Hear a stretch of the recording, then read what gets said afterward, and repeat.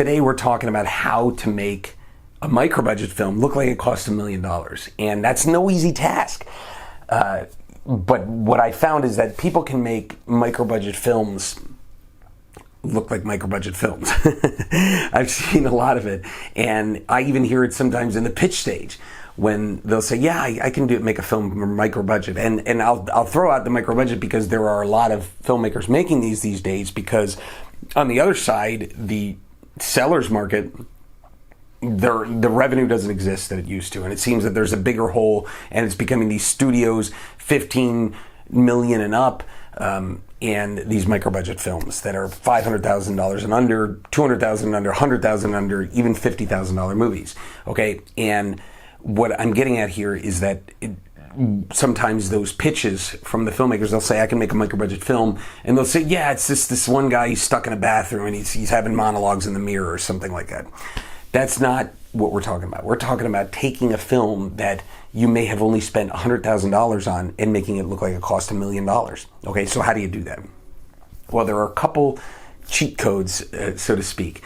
One is to have those big production value shots, right? And the way to do that is to have connections or have hookups or try to pull something off from a coordination perspective so that you may be able to get a big audience. Like say you had a scene in a basketball scene that you were filming, and you were able to get an entire high school auditorium filled with students, and they did a group release, and so that you can use their images, and so you had a big scene, and you really took the time and focused on the action sequences and all that stuff. People would think, wow, you paid all these extras to be in this basketball scene, and when in reality you just had a big set piece, right? And that's a key. So these big set pieces make the movie look bigger. In fact, when you're doing a micro-budget film, it's kind of a good thing prior to shooting it to go through and say, what could potentially look cheap, right, from a location standpoint, and is there a way to make that look better, more realistic? Another aspect that you want to talk about is getting cast in there that might be a little bit bigger.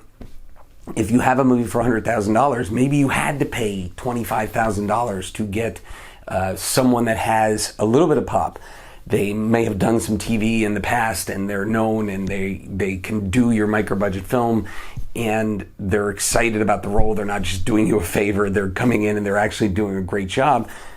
Bam, somebody's going to look at that from the outside and go, oh, you got that person? I know that. I'm a fan of that person, and they're in your movie, right? So the key with any of these things is to not have the budget be the selling point, right? If the selling point of your movie is, oh, we made it for 15 grand, that's not a marketable thing that you want to do on a regular basis. Yes, there are movies, Paranormal Activity, Blair Witch Project, where the budget was the selling point. Look at how little these movies are made for.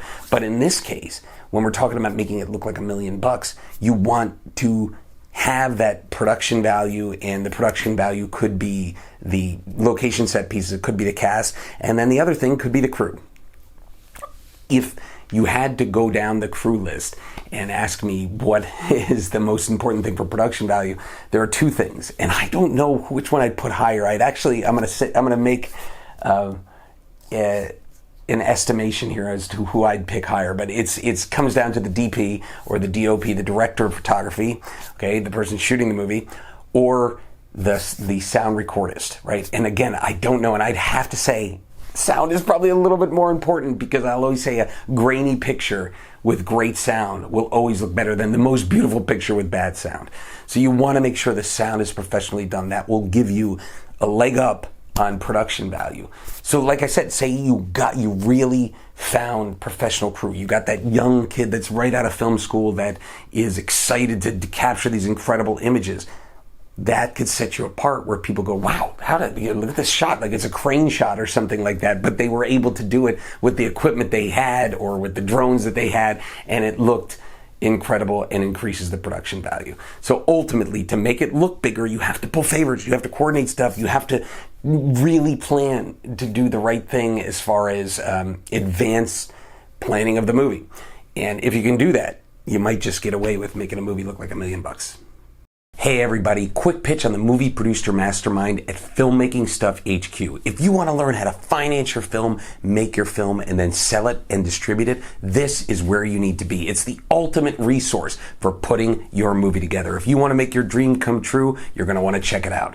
Also hit like and subscribe to this YouTube channel. We put up new free content every week.